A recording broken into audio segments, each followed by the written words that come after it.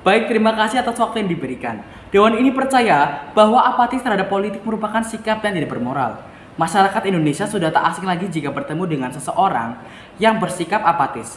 Sikap apatis bisa kita jumpai di lingkungan pertemanan, politik, pendidikan, dan lingkungan sekitarnya. Namun, sikap apatis bukan hal baru di dunia perpolitikan. Mengapa demikian? Dikarenakan apatisme politik sudah ada sejak dulu. Sikap masyarakat yang apatis terhadap politik dapat kita temui pada saat pemilu, pilkada, dan sebagainya, yang dimana masyarakat lebih memilih golput ketimbang nyoblos calon tersebut.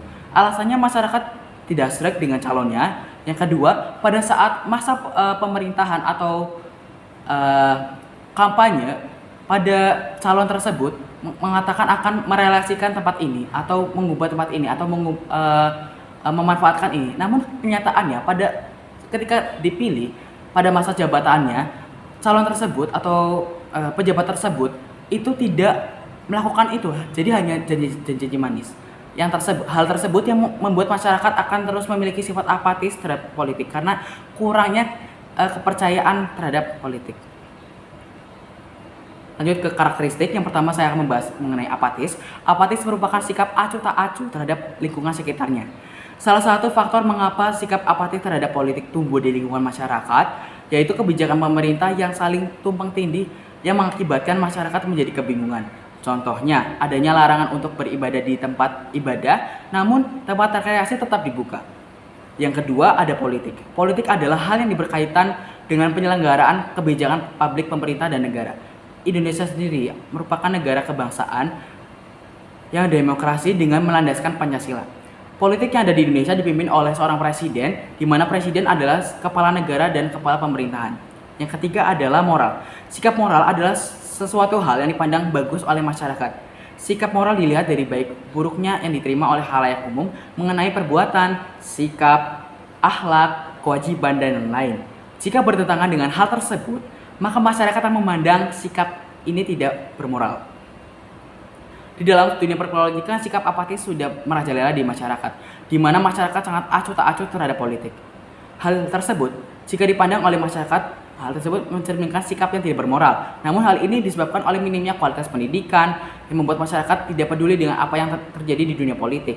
Karena masyarakat merasa hal yang berbau dengan politik atau hal yang terjadi di dunia politik tidak akan berpengaruh di hidupnya. Hanya menyulitkan saja. Karena sikap apatisme sudah menyebar di lingkungan masyarakat, khususnya di kalangan remaja. Remaja saat ini banyak sekali yang acuh terhadap politik. Hal tersebut disebabkan oleh kurangnya sosialisasi dari orang tua dan guru mengenai politik. Saat berumur 17 tahun, remaja diwajibkan untuk memilih pemimpin negara saat pemilu. Namun faktanya apa? Kebanyakan remaja saat ini memilih golput ketimbang nyoblos. Kemungkinan yang dipikirkan oleh remaja, jika saya tidak memilih pun tidak akan terjadi apa-apa terhadap diri saya sendiri.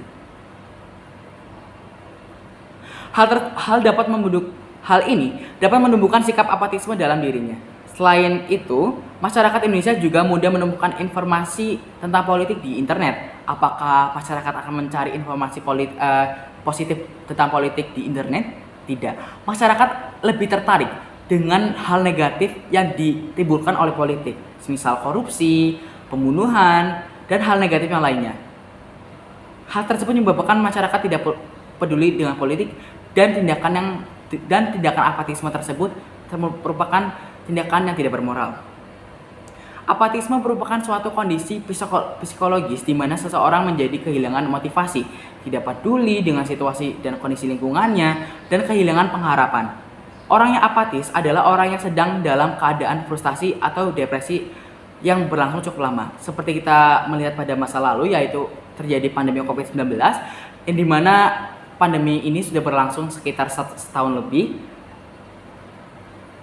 Dan berbagai regulasi yang membatasi aktivitas sosial dan ekonomi menjadi salah satu penyebab apatis masyarakat.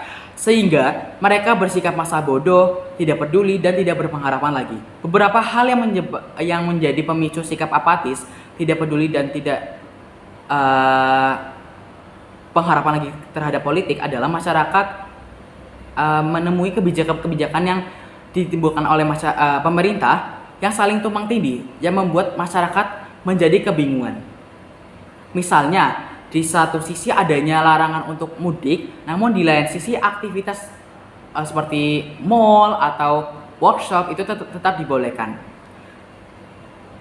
Atau lagi contohnya yang sudah disebutkan bahwa adanya larangan untuk mudik, namun di lain sisi aktivitas rekreasi tetap dibuka.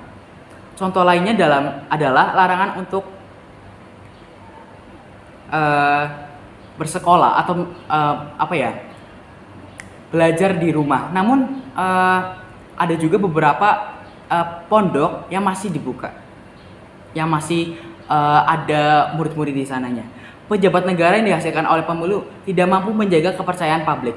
Banyak janji di masa kampanye yang tidak ditepati.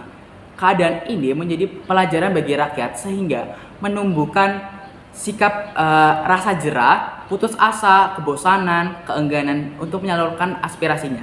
Bahkan akhirnya hilang semangat berdemokrasi. Negara telah kehilangan kredibilitasnya di mata masyarakat karena perilaku sebagian besar abdinya.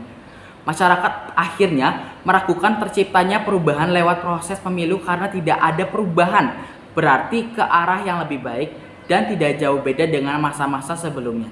Jadi, kenapa sikap apatisme tumbuh di masyarakat? Karena yaitu kembali lagi ke para politikus atau para pejabatnya. Sikap apatis yang dilakukan masyarakat adalah suatu bentuk ketidakpercayaan politik di Indonesia. Dengan argumen yang saya utarakan, saya menyatakan bahwa pada mosi ini saya setuju dengan mosi. Dewan ini percaya bahwa apatis terhadap politik merupakan sikap yang tidak bermoral. Terima kasih.